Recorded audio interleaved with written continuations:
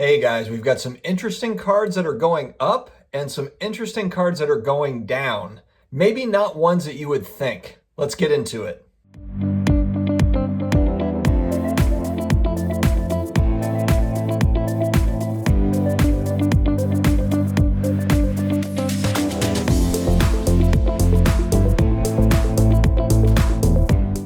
Hey, sports card collectors, investors, all of my collectibles friends, welcome back. It is Thursday morning. I'm actually videoing this on Wednesday night. So in North Carolina, there's supposed to be a big storm that I just literally learned about a few hours ago where it might shut down roads and there might be lost power and things like that. So my thought is go ahead and get all this stuff done Wednesday night. Schedule it for Thursday so we are good to go, hopefully, in case power is out. I'm going to do two videos actually in the morning that are going to go back to back. I'm excited. I've got this one, which is 4 sports cards that are going up and down, and I'll explain exactly what's kind of going on there. And then I've also got kind of a spotlight of some research I've done on another alternative investment site that I thought was kind of cool to share. So I'm going to pretty much put them out back to back. I'll probably do like 8 a.m. and 8:15 for each of these. So check out both if you can, if you have time. Guys, if you have not subscribed to the channel yet, what are you waiting for? We've got daily content coming out, sometimes 2 videos a day. So if you're looking for that consistent content all about collectibles, personal finance, a lot of sports card talk, guys, a lot of sports card investing, it's a good time. So hit the subscribe button. If you want to also support us, I do have Amazon links in the video description. And so any qualifying purchases made through those links, we do get a small piece of that pie. Would very much appreciate your help there. Okay, guys, so we hear a lot about, the Michael Jordan PSA 10 rookie cards, the Mickey Mantle 52 Topsies giant sales, but there are some cards out there that have gone way up and others that have come down that might not be on your radar. And I thought this was kind of interesting. I'm using the Card Ladder data tool to look at this data. Again, this is use whatever data tool you want. Don't use a data tool if you don't want to. It doesn't matter to me. If you do want to try out Card Ladder, I do have an affiliate link in the video description. They offer a 7-day free trial. You can figure out if you like it or don't. Cancel it if you don't like it. No big deal. This data can be helpful to help us track kind of historical sales, give us an idea, kind of a general picture of what these cards have sold for. All right, the first one on the list, and we know Michael Jordan, arguably the most purchased, the most sought after athlete, basketball athlete outside of LeBron James and Kobe, it's MJ. I'm looking at his 92 Stadium Club Beam Team in a PSA 10. The pop report on this is only 96, so it's not like there's a lot of them. PSA 10s in general have just been commanding huge prices across the board, not just Michael Jordan, but it's like, folks that are getting in, whether it be high-end investors or I think just middle tier kind of investors are looking for PSA 10s. That's why I kind of talk a lot about PSA 8s and 9s can be a really good value in my opinion. But PSA 10s are what people are chasing. And this is no different. I mean, this popped 96, but the thing that's shocking is just how far this thing has come. From 2005 to 2019, this is a $400 to $500 card. It's a beautiful card. I love this card. The Shaq rookie card Beam Team is also a very sought after card. This one is a great card, don't get me wrong. But this thing like I said, from 2005 to 19, $400 to $500 card pretty regularly. At the end of 2020, it had gone up to $2,500. And then now we have a sale. Now, granted, this is probably a few transactions, so not a lot of volume here, but you only have 96 on the pop report, so you're not going to have loads of transactions with this card. There was a transaction done at $17,600. This was a $500 card up until 2019, and now it's a $17,000 card. And granted, I love the card, but it's not, it's a 6th year Jordan card. It's not, I guess you could consider this a 90s rare insert for him, but it's not as scarce as, some of the other kind of, the ones that are talked about, the jambalayas and scoring kings and some of the other stuff. But just the fact that there's not many 10s has really kicked up this price. It's amazing. And also, I should full disclaimer, I don't own any of the cards I'm talking about here. I just thought these ones looked interesting. Also, second disclaimer, I don't run the channel trying to tell people what to buy or what to sell. This is literally just information I'm pushing out into the universe. Take with it what you will. I'm not saying buy these cards. I'm not saying sell them. Do whatever you want, buy what you want. Consult your parents, consult your financial advisors, consult your dogs, your cats, your horses, etc. All right, next up, we're going to stay on the basketball side for this card, and this has been a very, very popular card over the last 12 months. The 81 Topps Magic Johnson, second year in a PSA 10. Another one that has gone just parabolic. Granted, again, 72 PSA 10s in existence, so you have under 100 copies.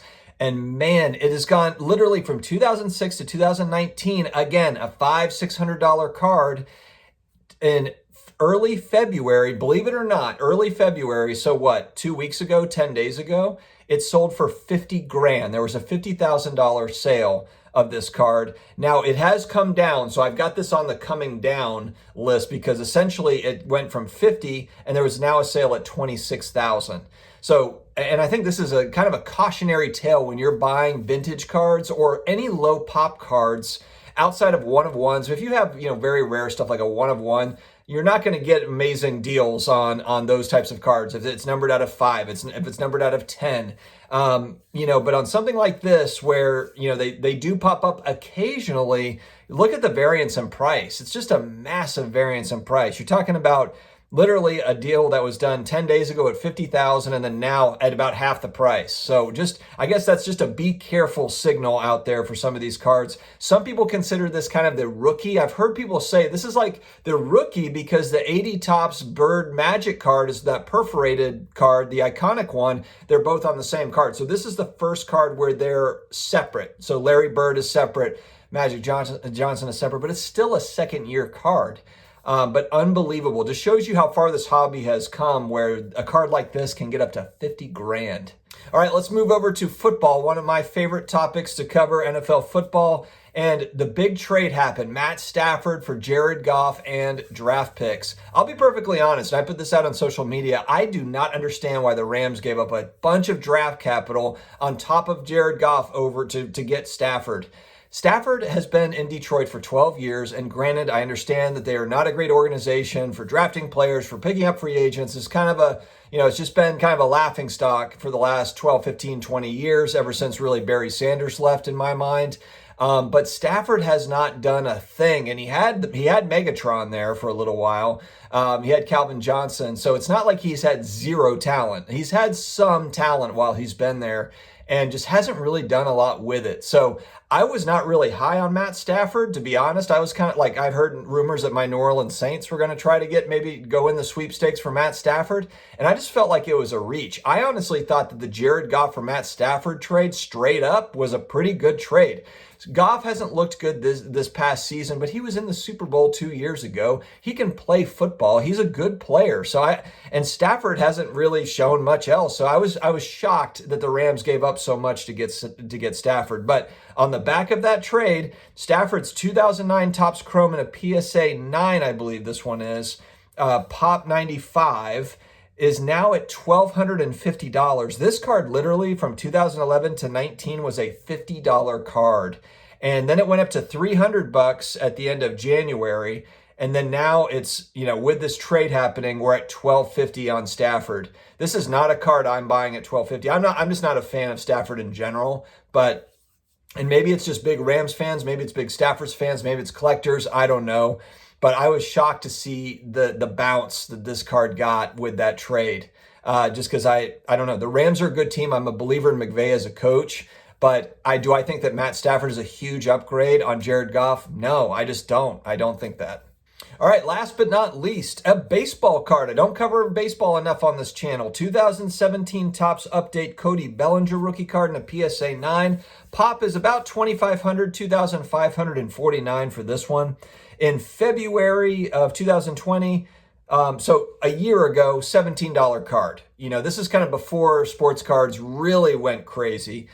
You could argue that it really kind of took off in the fall of 18, or excuse me, the fall of 19 is when it really started to make moves. But then once we got into 2020, that's when it really started going crazy. In July, this one got to its height at about $90. And then now we're at $32 on this card. So this is one, and look, I'm not a big baseball card collector, let alone a prospecting person that knows all of the new players. I know that Bellinger is a popular prospect target for baseball card collectors from the other channels that I watch and just some of the baseball that I cover. And I think Bellinger, from what I know, had a little bit of an off season last season, but he's got a lot of upside, based on what I've heard as well. So what do you guys think of Bellinger? What do you guys think of these cards? Are you buying these? Are you selling these? I would like to hear your input on this, guys.